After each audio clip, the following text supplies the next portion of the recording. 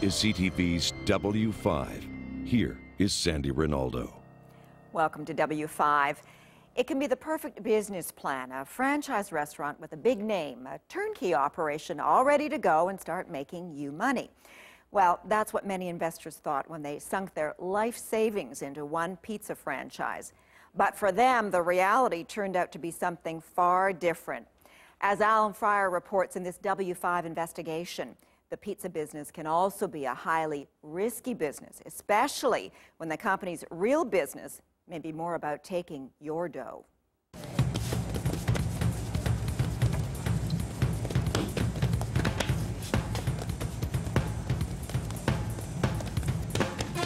A going concern. Pizza made fresh, served up straight from the oven, piping hot and delicious. That's excellent. The perfect all-dressed business with Ma and Pa written all over it. You know what? The pizza business is a pretty good business. It's one of the more solid ones. Solid, Cheryl McDonald thought, and great for the whole family. Plus, it was an opportunity for my kids to have a part-time job when they needed it. It was an ad on the car radio back in 2001 that first caught Cheryl's attention and convinced her it was time for a career change. An ad about running your very own business, a franchise called 3 for 1 Pizza and Wings. It's a pretty big jump, isn't it, from a management position at Canada Customs to running a pizza shop? I didn't do it lightly. I checked with the local association, franchising association, checked with the Better Business Bureau. No red flag, so Cheryl made the jump, quit her high-paying government job, borrowed $140,000 from the bank, and plowed it all into a pizza franchise to be built in this mall outside Toronto. This was going to be a totally new store in a new building. High end. Yep. How much did it cost? Total, I think, was $135,000. A lot of money, and this is where it was supposed to be. No wonder she panicked when construction on her restaurant inexplicably stopped. What's going through your mind at that point? I thought, okay, we're in trouble. Indeed she was, and a whole lot of it. It was supposed to be a turnkey business, everything taken care of. Instead, no building permit, and the rent money she'd paid was never handed over to the landlord. Finances stretched, nerves on edge, Cheryl demanded answers from the boss, the man at the top of 3 for 1 Pizza and Wings, Reza Solhi. But Solhi's only answer was to offer her another 3 for 1 store, one where almost nothing worked, including the fridge. Not exactly what she'd signed up for. The vegetables rotted, the chicken wings stunk, like nothing worked. Absolutely nothing worked.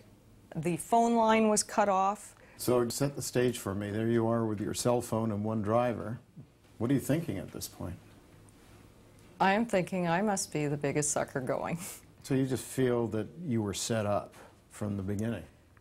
Yep, absolutely. After months of trying, the family was broke, and Cheryl was forced to pack it in.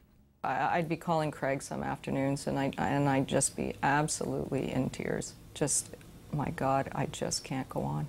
Just can't go on. And even thinking about that is emotional for me. It was such a dark, dark time. In frustration, Cheryl went to the Toronto police for help. Turns out the fraud squad was already on the case on behalf of dozens of other victims. Reza Solhi, in fact, had been at it for years with a string of franchise schemes, starting with 3 for 1 Pizza and Wings, then Pizza One, followed by Pizza Uno, and his latest franchise, Anthony's Kitchen.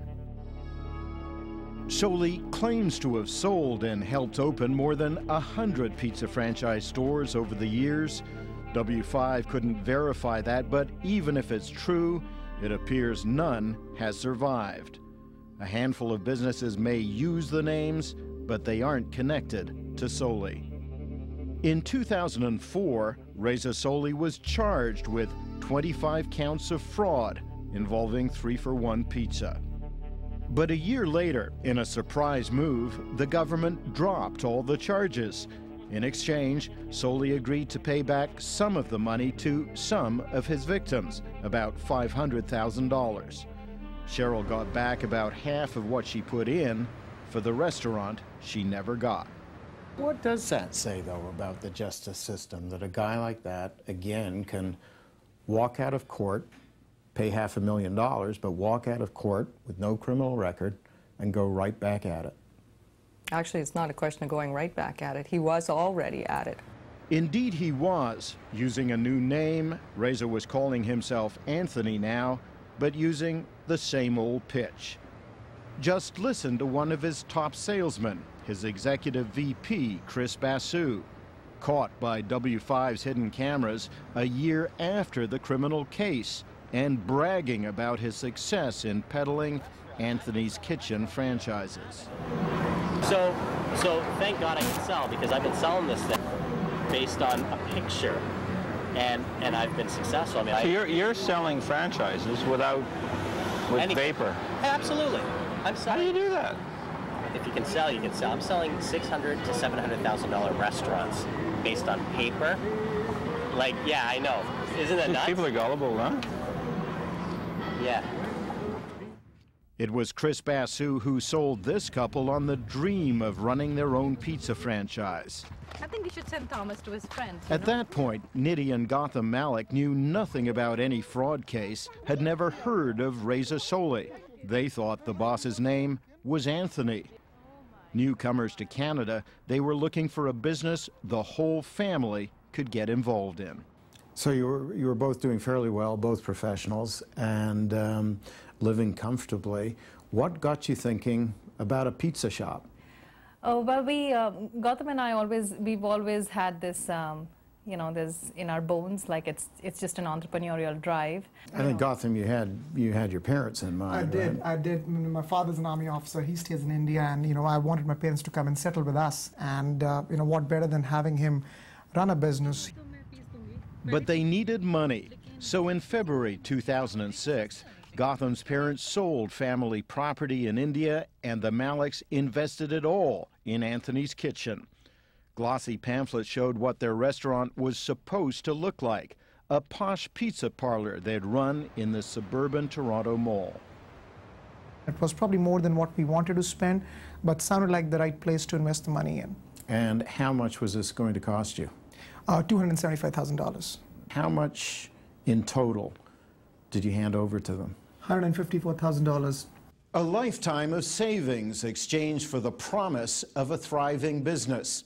Well, imagine their shock when they read a newspaper article about a fraud case involving one Reza Solhi and a franchise called 3-for-1 Pizza. It didn't take them long to put 2 and 2 together and figure out that Anthony and Reza Solhi were one and the same. Told my wife, I said, Nidhi, look what's happened. We seem to have lost all our life savings here. The Maliks wanted out. They confronted Solhi and his partners to demand their money back. That'll make a difference at all. What did they say to you? They said they're shocked that we are withdrawing the money. But I mean, you know, they pressured you over the course of the year to keep giving more and more and more, and you gave exactly what they asked for, $154,000, and in return, you were supposed to get a pizza store, weren't you? True. Yeah. True. Yeah. And what was their explanation as to why they weren't delivering? What they had said was we were the ones breaking the contract. The Maliks never got their restaurant in this food court or their money back. They weren't alone. Over 10 years, Reza Solhi has left a long trail of broke and disgruntled victims behind him, most of them new Canadians. My name is Alan Fryer. I'm a reporter for W5. And these are some of them who were more than willing to accept W5's invitation to attend a town hall type meeting and tell their stories. How many of you here have lost more than $10,000? How many of you have lost more than $100,000? One room, 40 people, and well over $1 million in savings lost. I spent almost 5 years to make this money, but I lost this money only 4 months. And I at one point said, this is a fraud, so he walked out of the office. So every meeting after that, every time I questioned him, he had a sore throat, he walked away, never give me an answer. I'm a broken man now, in fact. My wife has become absolutely mentally upset. My wife cannot imagine such things can happen in Canada. Many of these people sued Solhi and won, but haven't been able to collect a dime. You got a judgment against We got a judgment. Reza We Solhi? got 2 judgments, but we haven't seen a penny. And nothing's happened as a result? Nothing through the court judgments, nothing at all. You know, losing all that money, it's losing my life. Michael Webster understands the frustration.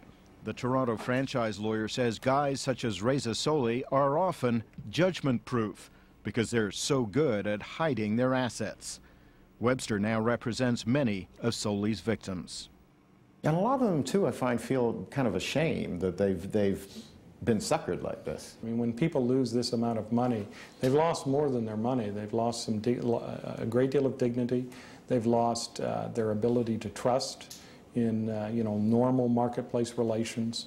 And for many of them, the amount of money is a staggering amount of money to lose. It has affected us quite badly, actually. And it's life savings, just gone. When we return, a search for the man in charge I have nobody's money. leads to an unexpected cast of characters. Just talk to my lawyer. And finally, the only one with all the answers. Could I ask you, sir, about your franchise victims? When CTV's W5 continues.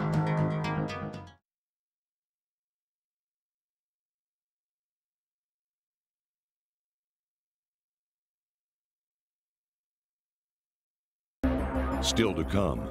He's the main guy, this Anthony. He's Anthony. Just what is the man at the top of a franchise scheme doing now? You collected over $1 million from some of the victims. When CTV's W5 continues.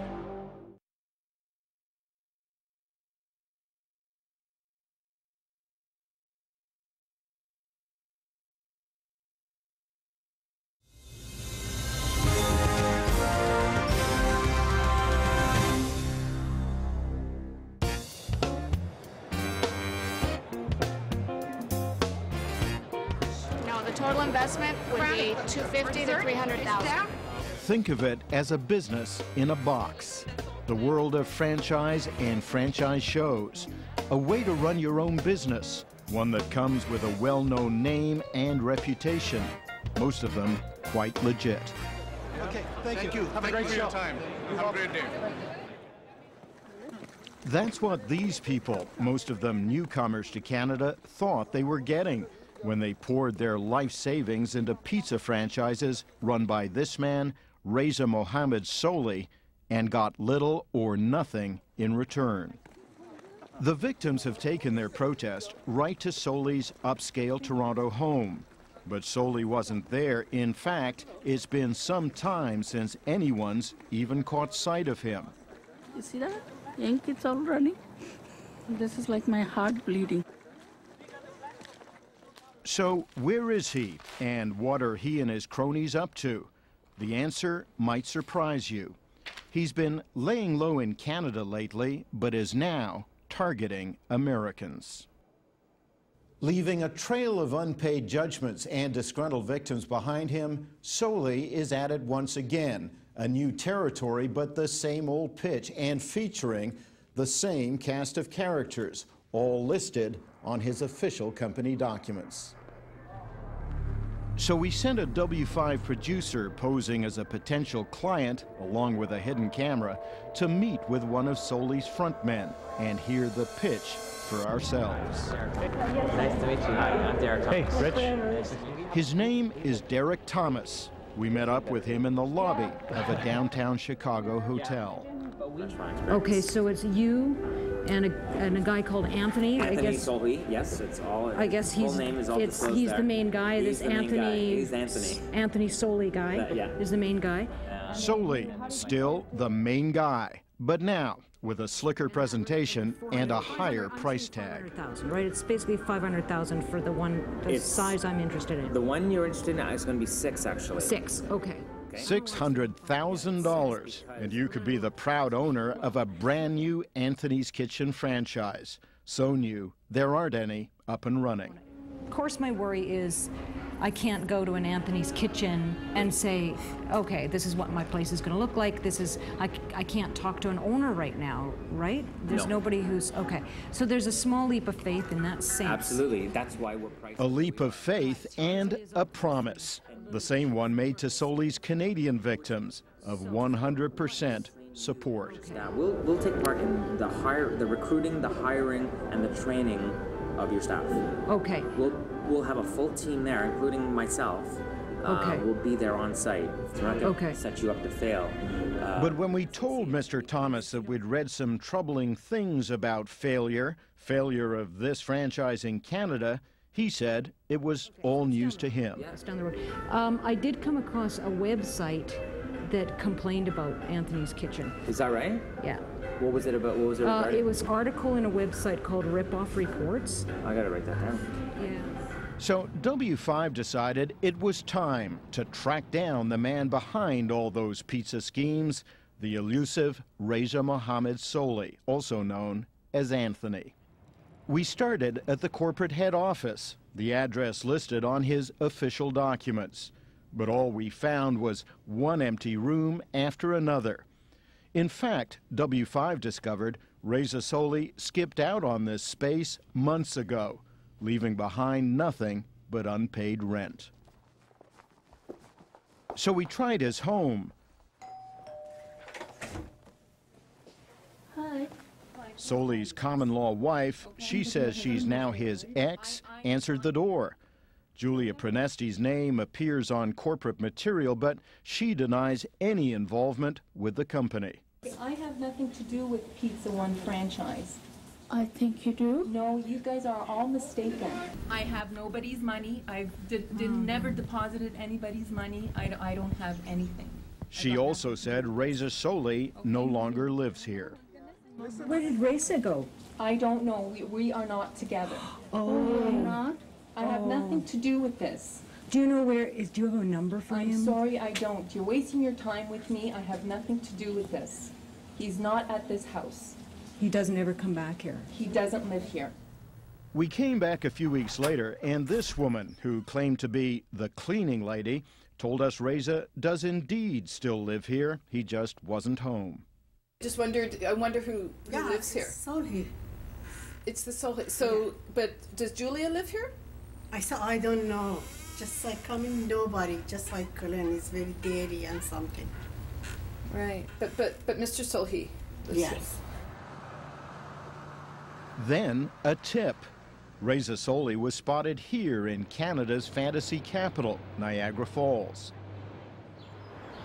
W5 tracked down this Niagara Falls address. It turned out to be a convenience store in the Solhi name. We showed up with a number of franchise victims, but no Reza. We did spot this woman, though, sitting on the balcony.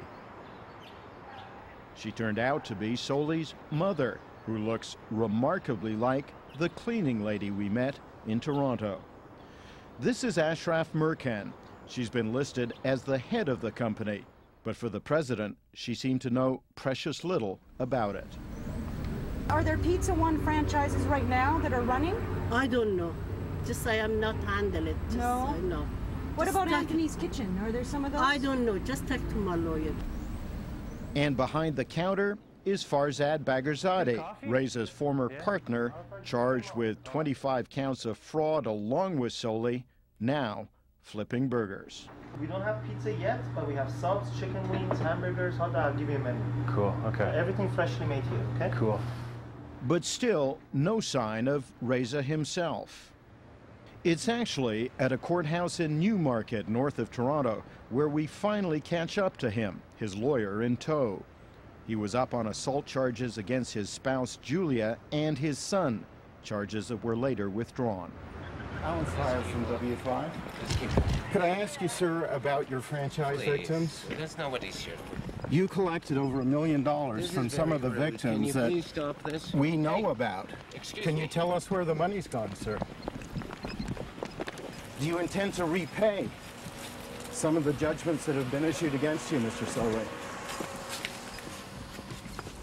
Do you have anything to say to those people who have lost their life savings? Can you please leave us alone? Do you have anything to say? Please leave us Reza alone. Solhi, the smooth-talking salesman, had nothing to say to us or to all those people whose life savings he took.